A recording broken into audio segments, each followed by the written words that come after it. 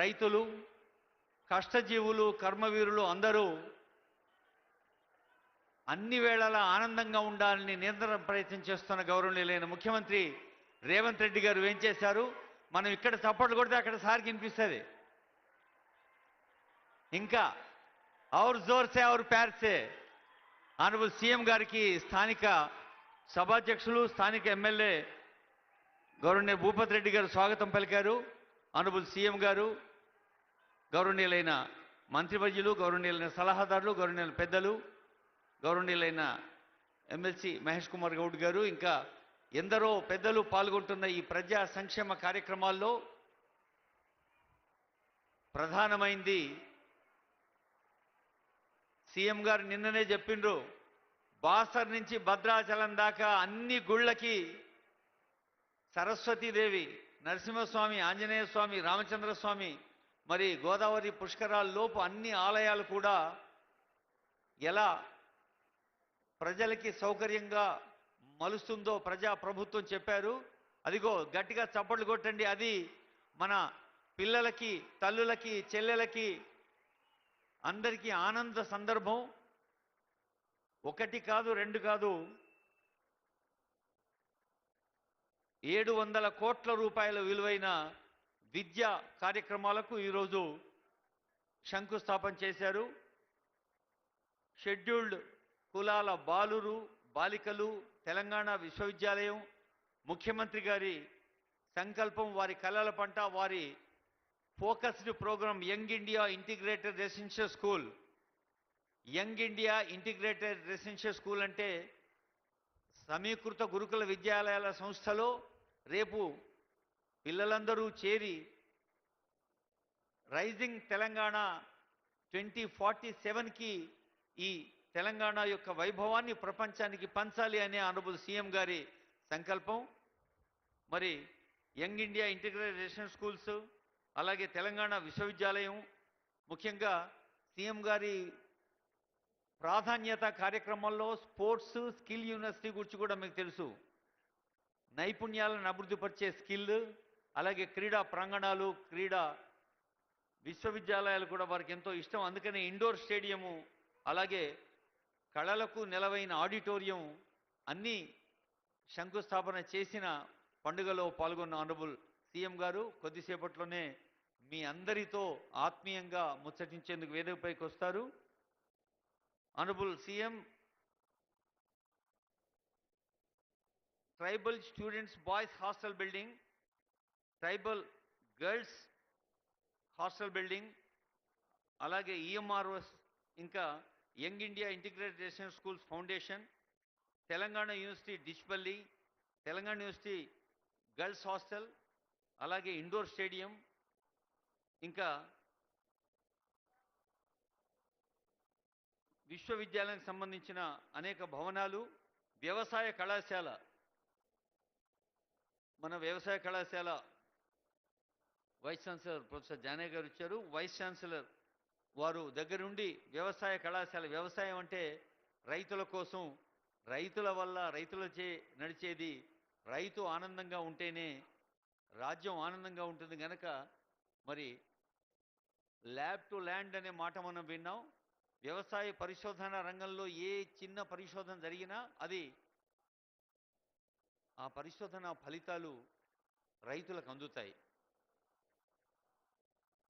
ఈ కార్యక్రమంలో పాల్గొనేందుకు వెంచేస్తున్న స్థానిక పెద్దలకు, ఆనరబుల్ సీఎం గారితో పాటు వెంచేసిన ఆనరబుల్ మినిస్టర్స్, ఆనరబుల్ అడ్వైజర్స్,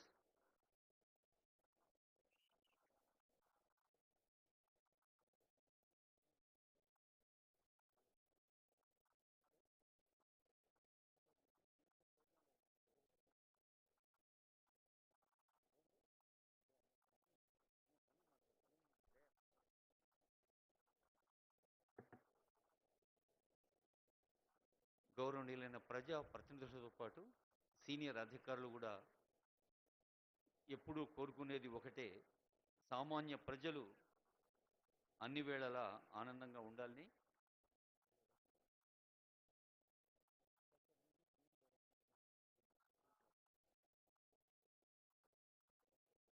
అలాగే స్వయం సహాయ సంఘాలు. స్వయం సహాయం అంటే మనకు మనం సహాయం చేసుకునేది, అది పేరులో ఉంది. అయితే మనకు మనమే కాదు, మనం పక్కోళ్ళకు కూడా సహాయం చేస్తాం. సహాయం అంటేనే ఒకరి నుంచి ఒకరికి అందితేనే జ్యోతిసే జ్యోతి జగాతే చలో, ఒక దీపం నుంచి మరో దీపాన్ని వెలిగిస్తూ ముందుకు నడవాలి.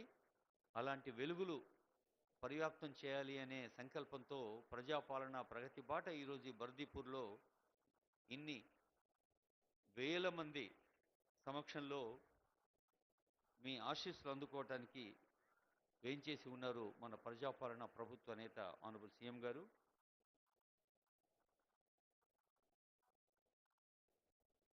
రైతుల గురించి మాట్లాడుకున్నప్పుడు కర్షక అనే పేరిట కాళోజీ నారాయణరావు గారు రాసిన ఒక కవితను గుర్తు చేసుకుందాం.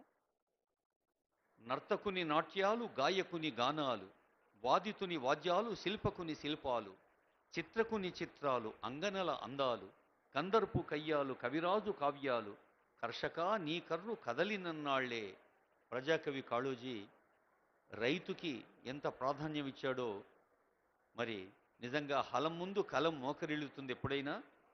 దాంభికుని ధ్యానాలు, ఛాందస్సుని జాప్యాలు, గురువుల గోప్యాలు, గుడుగుడు గుంచాలు, కర్షక నీ కర్రు కదలినన్నాళ్లే. రైతు ఎప్పుడైతే ఆ నేల తల్లి పంచభూతాలు గాలి నీరు, గౌరవనీయులైన రైతు అనగానే మరి రైతులకు సంబంధించిన మంత్రి పెద్దలు తుమ్మల నాగేశ్వరరావు గారు వేదికపైకి వెంచేశారు. తెలంగాణ గడ్డలోని ప్రతి రైతుకి గౌరవనీయులైన తుమ్మల నాగేశ్వరరావు గారు వ్యవసాయ శాఖ మంత్రిగా 24 గంటలు రైతుల సంక్షేమం కోసం, రైతుల సౌభాగ్యం కోసం, రైతు తన చెమట ఫలాల్ని సగర్వంగా సంతృప్తిగా ఆస్వాదించడం కోసం జరుగుతున్న కృషిలో ఎప్పుడూ ముందుంటారు మన వ్యవసాయ చేనేత జౌళి శాఖ మంత్రులు తుమ్మల నాగేశ్వరరావు గారు. నిన్న ఇంకో మాట కూడా అన్నారు. రైతుల తర్వాత, వ్యవసాయం తర్వాత పెద్ద వృత్తి, ఎక్కువ మంది ఉండే వృత్తి చేనేత. అటు చేనేతలకు చేయూతనందిస్తూ రైతులకు ఒక భరోసాను, ఒక బీమాను, ఒక ఆర్థిక సహాయాన్ని అందచేస్తూ సాగుతున్న మంత్రివర్యులకి హృదయపూర్వక స్వాగతం పలుకుతుంది వేదిక.